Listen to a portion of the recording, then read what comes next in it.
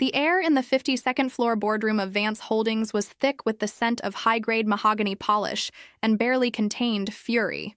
Elijah Vance stood before the board, hands gripping the podium, watching his future, a 3-year takeover strategy, dismantle in real time. He had meticulously calculated every variable except the one constant he could never manage: his father, Robert Vance. Robert, an aging titan with a face carved from granite and a history of unforgivable transactions, had just finished an impromptu, dismissive rebuttal of Elijah's presentation on the acquisition of the defunct Kestrel Tech. 3 years, Elijah! Robert's voice boomed, cutting through the strained silence, echoing the precise tone of condescension that had been Elijah's constant companion since childhood.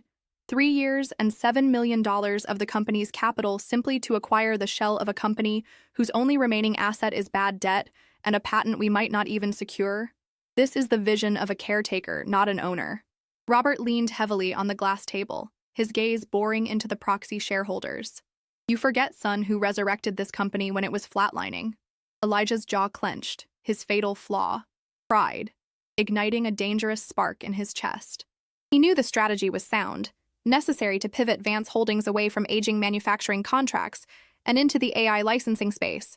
To back down now, to let his father's antiquated worldview prevail, would not just be a strategic loss, it would be a personal annihilation. He had a choice: accept the public humiliation and salvage the relationship, or challenge the very basis of his father's authority and face a catastrophic rupture. The choice was never really in question. His chest tightened, a knot of pure defiance. Kestrel is not dead, father. It is distressed. And the $7 million is an investment against a future where physical product is irrelevant, Elijah countered, his voice steady despite the seismic shift occurring beneath his feet. He met Robert's eyes, ignoring the silent pleas from the COO, Patricia, in the corner. But since you brought up resurrection, let's be precise about who owns what. I wrote that $680,000 check 2 years ago to cover the tax liens that were crippling this firm, money you had already signed away via predatory loans. That money didn't buy you authority, father, it bought us time. Elijah took a decisive step away from the podium. Paying $680,000 doesn't make you the owner. It makes you a debtor repaid. The ownership of Vance Holdings is defined by the board, not by your inflated historical ledger. Robert stood up so fast his leather chair scraped violently across the polished floor, a high, grating sound that pulled the oxygen from the room. Then let the board decide what defines ownership, Elijah. He fixed his son with a cold, terrifying look. I am calling a special session. 72 hours. From now, we will vote on the removal of current management. Prepare your pitch, son. Prepare your defense. Because I assure you, your Kestrel investment will be irrelevant when you're standing in the unemployment line. Patricia, the chief operating officer, whose loyalty was typically divided equally between efficiency and whoever signed her paycheck, followed Elijah out of the boardroom. The scent of fear was almost metallic in the cool air conditioning of the executive hallway. Her silver watch read 4:17 p.m., signifying 71 hours and 43 minutes until the vote. You've backed him into a corner, Elijah. That was unnecessary, Patricia whispered, her hands clasped tightly enough that her knuckles showed white. He owns 40% of the outstanding shares through proxies, and you just accused him of financial malpractice in front of 3 key swing voters. Elijah stopped by the massive window overlooking Manhattan, the late afternoon sun glaring off the slit glass. He could feel the slight vibration of the city beneath the soles of his expensive leather shoes. I spoke the truth, Patricia. He leveraged the firm for liquidity 2 years ago. We are hemorrhaging capital because of his obsolete manufacturing division. If I concede the point, I concede the entire future of the company. The window reflected a man who saw the world in black and white. Strategic brilliance against moral compromise. He never learned the necessary shade of gray required for political warfare, a deficiency that was about to cost him everything. This isn't about the company's future. It's about winning the vote in 71 hours. Patricia insisted, her voice tightening with frustration. The swing votes, Anderson and Choi, they don't care about Kestrel Tech. They care about stability. Your father has offered them stability, and now you've offered them civil war. We need leverage, Elijah. Something undeniable to turn them. She paused, lowering her voice further. We can use the tax liens. The original documents show he funneled that money through the Cayman Trust. It's borderline criminal negligence. We threaten to expose that. It's the only way. Elijah recoiled slightly, the very suggestion tasting like ash. His pride demanded a clean fight, a victory based purely on merit and superior strategy. To resort to character assassination was to admit Robert was right. He wasn't strong enough to win cleanly. "No," Elijah stated, turning to face the city again. A single irritating sound, a distant police siren on Fifth Avenue, pierced the silence. "We are Vance Holdings. We don't play dirty. We win because our strategy is superior. If Anderson and Choi can't see the value of Kestrel, then they don't deserve a seat at this table." He waved a dismissive hand. "Start preparing the updated Q3 projections for the Kestrel acquisition. That's our leverage. Nothing else." Patricia's shoulders dropped. She opened her mouth as if to argue, but caught herself. A muscle jumped in Elijah's cheek. He hadn't just rejected a strategy. He had rejected a lifeline, securing his path toward a lonely, morally correct, and potentially disastrous confrontation. He had successfully alienated the one person who knew Robert's weaknesses better than he did. Elijah spent the next day, with barely 48 hours remaining, trapped in the sterile, fluorescent glow of the company's analytical division, buried under spreadsheets detailing Kestrel Tech's patent portfolio. His strategy required absolute proof that the intellectual property was priceless, ensuring the swing votes saw the future, not just the cost. Obstacle 1. The technical validation.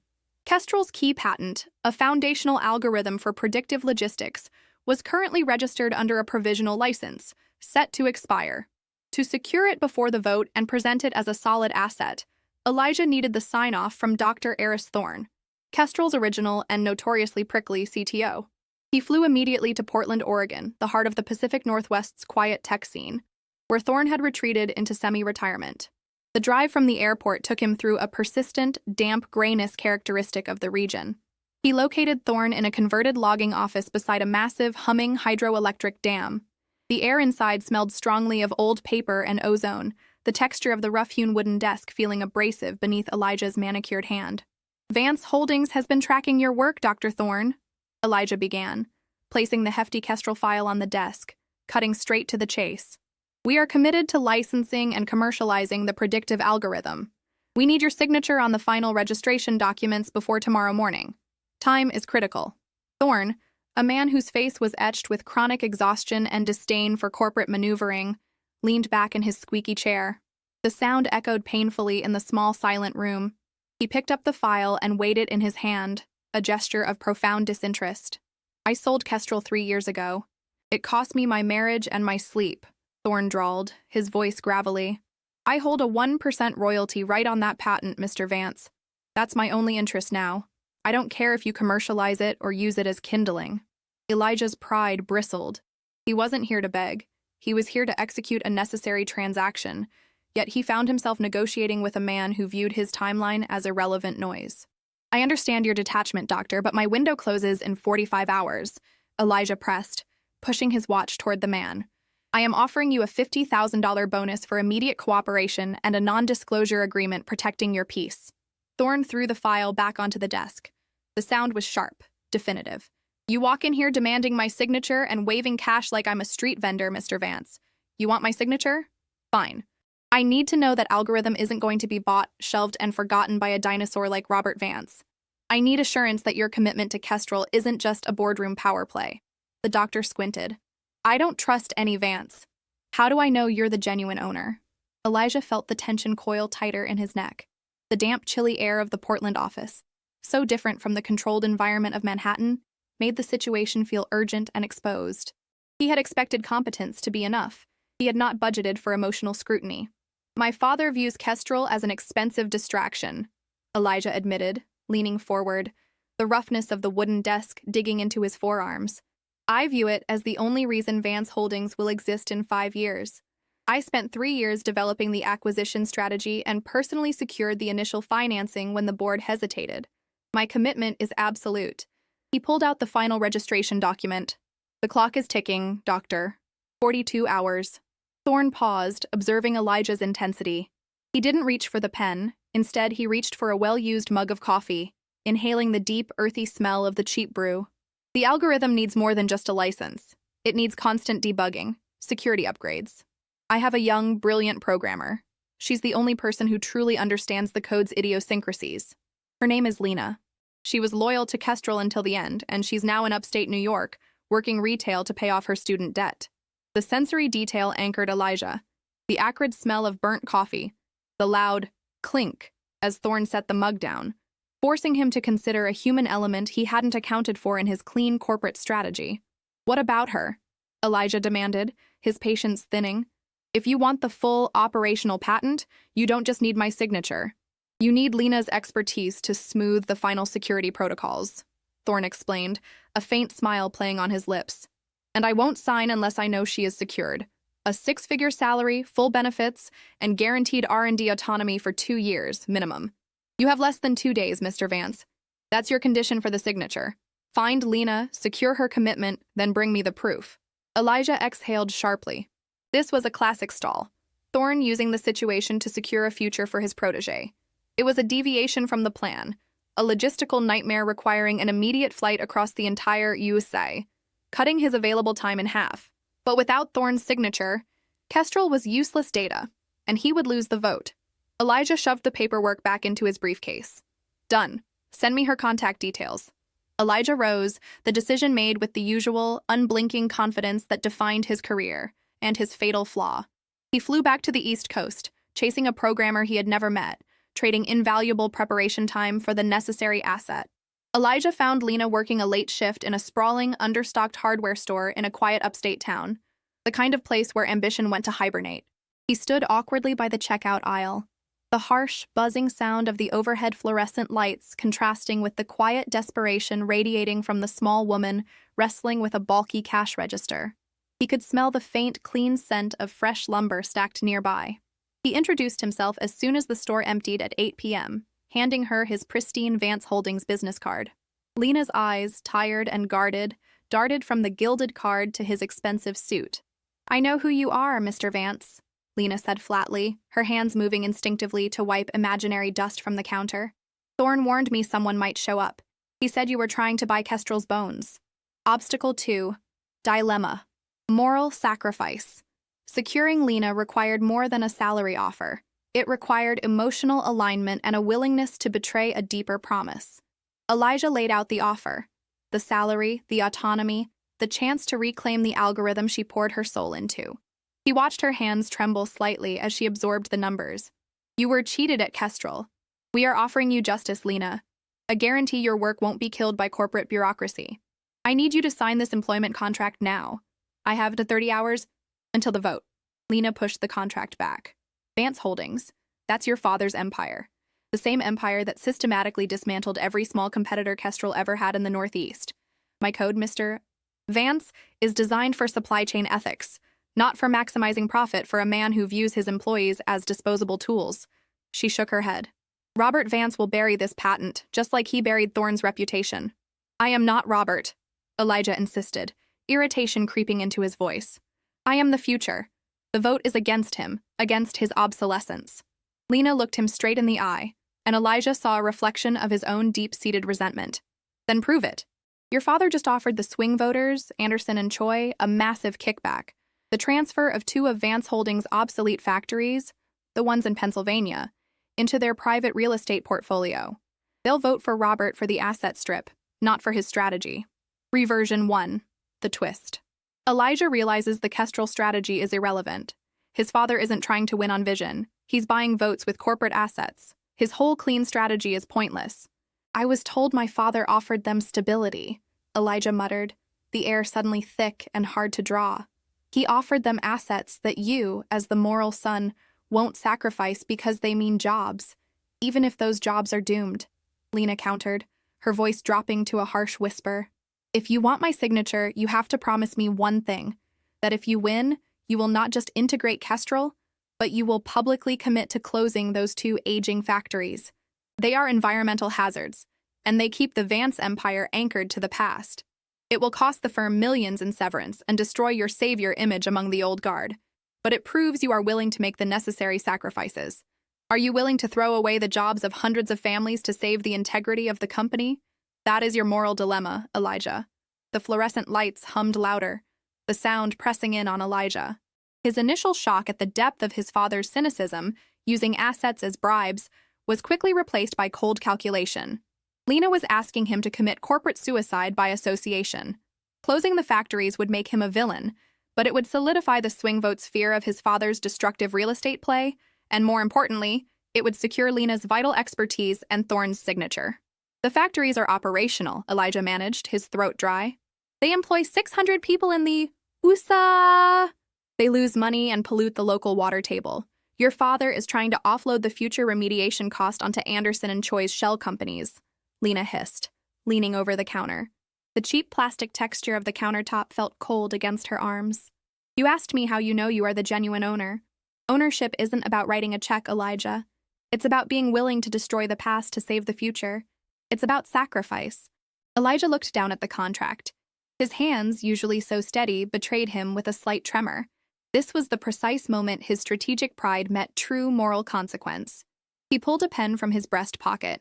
I will sign an addendum to this contract, guaranteeing that within 90 days of securing management control, Vance Holdings will initiate a phased shutdown of the Lancaster and Harrisburg plants, providing full, immediate severance packages and retraining programs.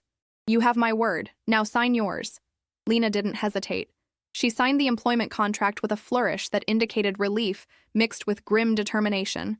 Elijah secured the documentation, his moral compass reeling slightly from the harsh choice he had just made. He had condemned hundreds of people to unemployment, but he had secured his necessary asset and a strategy to counter his father's corruption. He rushed back to the company jet. 25 hours remaining. He flew back to Portland, the employment contract clutched in his hand, smelling faintly of the hardware store's sawdust and Lena's metallic fatigue. Thorne, true to his word, reviewed the documents and scrawled his signature onto the patent registration. Kestrel was now legally validated, its intellectual property secured.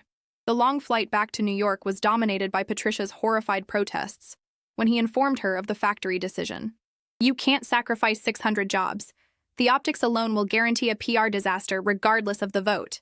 The optics are irrelevant if we lose Patricia, Elijah clipped, looking out at the endless lights of the USA passing below.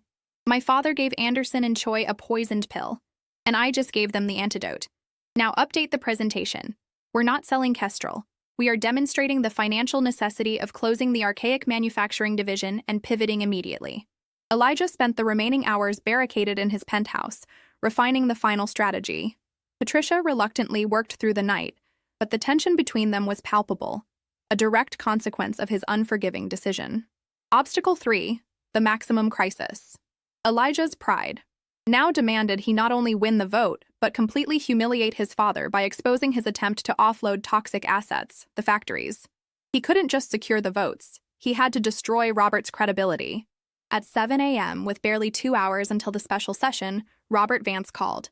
Elijah's hand paused over the vibrating phone, the rough texture of the antique wooden desk beneath his fingers giving him a sense of grounding.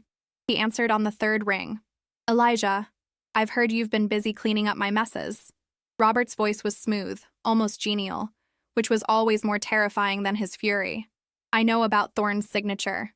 Impressive speed. I also know about Lena. A good investment, even if she is a disgruntled socialist. You know about the factories too, Father, Elijah stated, his voice flat. The deal you offered Anderson and Choi. You tried to sell them environmental cleanup costs disguised as assets. There was a moment of silence on the line, punctuated only by the distant, high-pitched whine of an air brake from a garbage truck on the street below. I was securing the future of the company, Elijah, through necessary compromises, Robert replied, a tired sigh escaping him. Listen, son, we can stop this. We can split the difference. I'll allow the Kestrel acquisition if you withdraw the motion to remove me as chairman. We run the firm together, for the first time. We can salvage this family. This was the olive branch Elijah had longed for his entire life, a chance to finally gain his father's respect without complete destruction. But his pride, his need for absolute victory and moral vindication, rejected the compromise instantly. No, Father, Elijah said, the words cutting like glass. You don't get to buy your way back into my trust. I need the firm to survive, and that means you need to be out. Your time is over. So be it, Robert said, his voice hardening instantly, the warmth vanishing. You leave me no choice but to fight fire with fire. You think your moral high ground is impenetrable, but you forget, son, that I taught you everything you know about this business, including where to find the skeletons. Elijah hung up, his hands shaking. He had just ensured the fight would be to the death. He glanced at the clock. 90 minutes. Elijah arrived at the boardroom precisely 15 minutes before the session, his suit impeccably pressed, his demeanor radiating cold, contained competence. He saw Anderson and Choi already seated, their faces unreadable, a terrible confirmation that the swing votes were still in play. As Robert entered, accompanied by a small, impeccably dressed lawyer Elijah didn't recognize, Robert glanced at Elijah, a look of profound disappointment crossing his features before it was replaced by a familiar mask of indifference. The session began. Robert presented first, painting Elijah's Kestrel acquisition as a reckless gamble, a betrayal of the Vance legacy in American manufacturing. He focused heavily on the instability Elijah had created, ending his argument with an emotional plea for the board to restore the experienced hand of the founder. The argument, though strategically weak, was emotionally effective. Elijah rose to speak, the secured Kestrel documents in hand. He spoke not of legacy, but of necessity, presenting the hard numbers that showed the manufacturing division was a drain, and Kestrel was salvation. He then played his master card, exposing Robert's attempted bribery of Anderson and Choi with the toxic factory assets, presenting the signed addendum detailing his own plan for ethical closure and severance. The silence that followed was suffocating. The air was heavy with the expensive, deep scent of Robert's Cuban cigar smoke clinging to his suit. Choi and Anderson exchanged frantic glances. Elijah saw a flicker of victory. His ruthless honesty, driven by his absolute belief in his own moral superiority, had worked. He had exposed the corruption and demonstrated the willingness to make necessary, painful cuts. Robert smiled, a cold, unsettling gesture. Very compelling, Elijah. A true hero of corporate ethics, willing to fire 600 people to save a company he technically doesn't own. Robert nodded to his lawyer, a man named Sterling. Mr. Sterling will now present a single relevant piece of documentation. Sterling placed a single file on the table, sliding it toward the board members. The board is aware that 2 years ago, when Vance Holdings faced bankruptcy due to overwhelming tax liens, Elijah Vance personally intervened with $680,000. Sterling began, his voice dry and devoid of emotion. Elijah testified that this money made him a debtor repaid, not an owner. That is true. However, what Elijah has repeatedly failed to disclose, due perhaps to his overwhelming pride in his own financial acumen, is the source of that capital. The blood drained from Elijah's face. He could hear his heart hammering, a frantic, thick beat against the sudden silence. Sterling continued, oblivious to the catastrophe unfolding. Mr. Vance did not provide $680,000 of his own funds. He leveraged the money from a third party, the Cayman Trust, using a non-recourse loan structure. The collateral for that loan was not Elijah's personal assets. It was 30% of the future intellectual property of Kestrel Tech, which Elijah acquired through a verbal agreement with Dr. E. Thorne 3 years ago. If the Kestrel deal falls through, the Cayman Trust takes the collateral, 30% of the company's future value, and the firm defaults. By structuring the loan this way, Elijah Vance, in his haste to secure capital and humiliate his father, essentially mortgaged the future of Vance Holdings to save its present without board approval. The crisp, dry texture of the documentation was all that stood between Elijah and ruin. His perfect moral strategy collapsed completely. Elijah had insisted on a clean fight, refusing Patricia's advice to use the tax lien records because he was hiding the truth of his own desperation. His pride had prevented him from exposing his father's corruption, only to be exposed for his own greater hidden risk. Elijah could feel the sweat prickling his palms, making his fingers sticky. The room tilted slightly. The sheer recklessness of his own financial maneuvering, done in a rush of panic and a desperate need to be the savior, had been hidden under layers of complex legal jargon, and now stood exposed as a catastrophic risk. He hadn't just paid the debt. He had leveraged the firm's future without a safety net. He looked at Robert. His father wasn't gloating. He looked simply tired, yet vindicated. "I only found the documents yesterday, Elijah," Robert said, his voice quiet. "You were so busy trying to prove your superiority and my toxicity that you forgot to check if the ground beneath your own feet was stable. Your pride demanded you take all the risk, and now we all pay for it." The crushing realization hit Elijah. He wasn't morally superior. He was just more strategically desperate. He had sacrificed stability for vision, and in doing so, created a deeper, more immediate instability than his father ever had. The board was in open consultation, the low, urgent murmur of their voices sounding like a swarm of angry bees. Anderson, the primary swing vote, pointed directly at Elijah. "If we vote for you, Elijah, we are agreeing to a 30% loss of the asset before the asset is even secured, and exposure to a predatory offshore lender. If we vote for Robert, we lose Kestrel, but we maintain full ownership of the remaining structure." That is stability versus catastrophe. Elijah walked to the glass window, pressing his forehead against the cool pane. Below him, Manhattan was a silent, sprawling landscape of ambition, and he, the boy who thought he owned the view, was crashing down. He had alienated Patricia, forced Lena into a morally compromised deal, and exposed the firm to unnecessary danger, all because his pride demanded he operate without help and without compromise. The special session had reached its designated time limit. Hours remaining. The gavel struck, a sharp, deafening crack that pulled Elijah back to the table. The vote was quick, ruthless, and unanimous.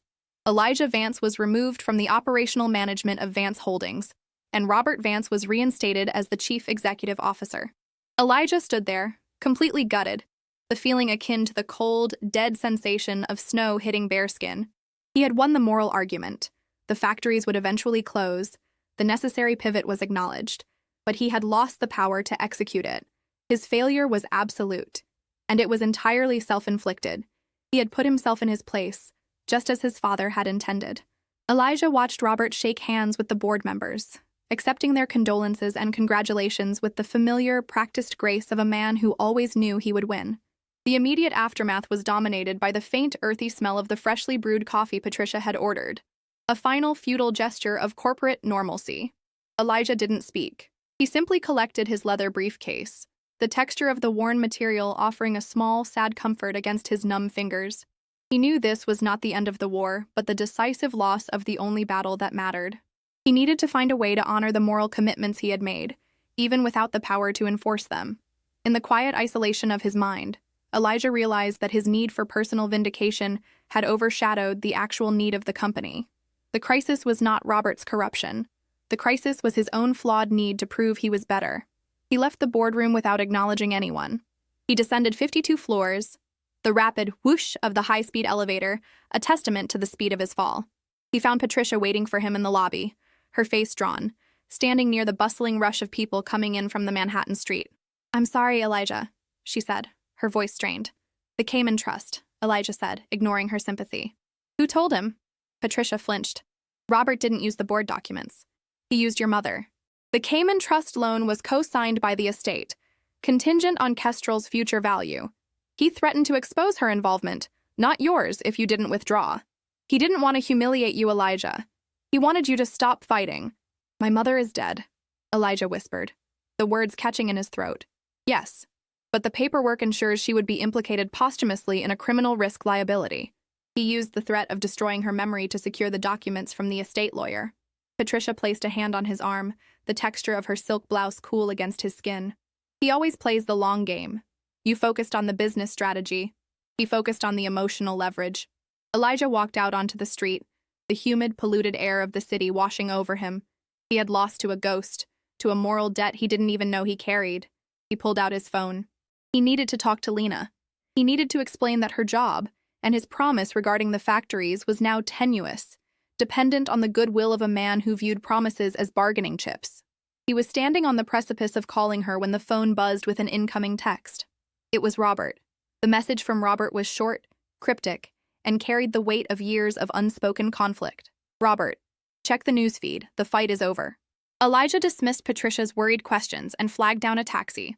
He pulled up the latest financial news on his phone. The headline screamed across the screen: "Vance Holdings acquires Kestrel Tech, announces immediate closure of Pennsylvania plants." Elijah blinked, rereading the words, the rough texture of the car seat belt digging into his chest as the cab jolted forward. Robert had not only executed the Kestrel acquisition, but he had also preemptively committed to the factory closures, the precise, costly moral concession Elijah had been forced to make to secure Lena's loyalty. Reversion 2. The final revelation. The person who looked like the antagonist was actually playing a necessary role, forcing the protagonist to commit to a hard change. Robert had utilized Elijah's proposal, but without yielding control. Elijah immediately called Robert. His father answered on the first ring, the quiet sound of a pen tapping against wood audible on the line. "You won," Elijah stated, his voice hollow. "You destroyed my management career. Why did you implement my strategy? Why close the factories? It costs millions, father." "Because it was the correct strategy, Elijah." Robert's voice was weary, but firm. "The plants were poisoning the local water. The financial numbers were a disaster. I was never opposed to Kestrel." I was opposed to you acquiring Kestrel by leveraging the entire firm's future on an offshore loan structure and then trying to secure my ousting on moral grounds when your own hands were dirty. The sound of Robert's tapping pen stopped. The weight of his father's final admission settled heavily over Elijah. Then why fight me? Why call the special session if you agreed with the direction? Elijah demanded, his confusion mounting into a fresh wave of agony. You, Elijah, suffer from an arrogant purity, Robert said, a deep sigh escaping him. You believe you must be morally flawless to lead. I needed you to understand the true cost of ownership, that sometimes you must make a morally terrible choice, like leveraging your dead mother's memory to prevent a catastrophic one, your exposure to the Cayman Trust. Your pride demands a clean victory. The market demands ruthless stability. I needed to remove you from management until you grasped the difference. Robert paused. I paid the Cayman Trust in full this morning, securing 100% of Kestrel's IP, and I implemented your factory plan because I'm not a monster, just a better strategist. But I told you, Elijah, paying $680,000 doesn't make you the owner. The willingness to accept the necessary evil does. Elijah leaned back against the cool leather of the taxi seat, the noise of the Manhattan traffic suddenly distant and muffled. His hands were slack in his lap. He had successfully saved the company, initiated the necessary ethical pivot, and forced his father to adopt the forward-looking strategy. But he had achieved all this by being thoroughly and publicly humiliated, and by losing the very control he sought. The victory felt like a crushing defeat. Conclusion with cost. Victory plus permanent loss. Elijah saved the company and forced ethical change. Victory. But lost the executive role and permanently fractured his relationship with his father, who remains in power. Loss. He spoke finally, the words heavy with the acceptance of his permanent moral debt. So, you used my conviction to achieve your necessary ends. You won the political battle, father. We won, Elijah, Robert corrected gently. The firm won, and you have learned that being right is often less important than securing the outcome. You are not ready to lead. Not yet. A week later, Elijah sat in his empty penthouse, the scent of the sea air blowing in from the open balcony window, a sensory reminder of his exile from the high-rises. He was not fired, but reassigned, managing the difficult, multi-year process of shutting down the 2 Pennsylvania factories and ensuring the 600 workers received their full retraining packages. It was administrative penance, a deeply necessary but agonizing task that kept him far from the boardroom. The rough texture of the severance documents passing through his fingers served as his constant physical reminder of the cost of his pride. He was fulfilling his promise to Lena, but he was doing it as a highly paid, utterly powerless junior executive. The Vance Holdings empire had pivoted, secured by Elijah's vision, but governed by Robert's ruthlessness. He had paid $680,000 and told his father it didn't make him the owner. He was right. It took losing everything, his authority, his relationship, and his belief in his own flawless judgment, to understand what true ownership demanded. He had saved the company, but in doing so, he had permanently severed the possibility of ever having a clean, trusting relationship with his father. He won the future of Vance Holdings, but he lost his home in the Bayar Usai. The scar of his exposure to the Cayman Trust and his father's calculated emotional manipulation would forever mark his ability to trust his own ethical judgment. The debt was repaid, but the ownership was indefinitely deferred.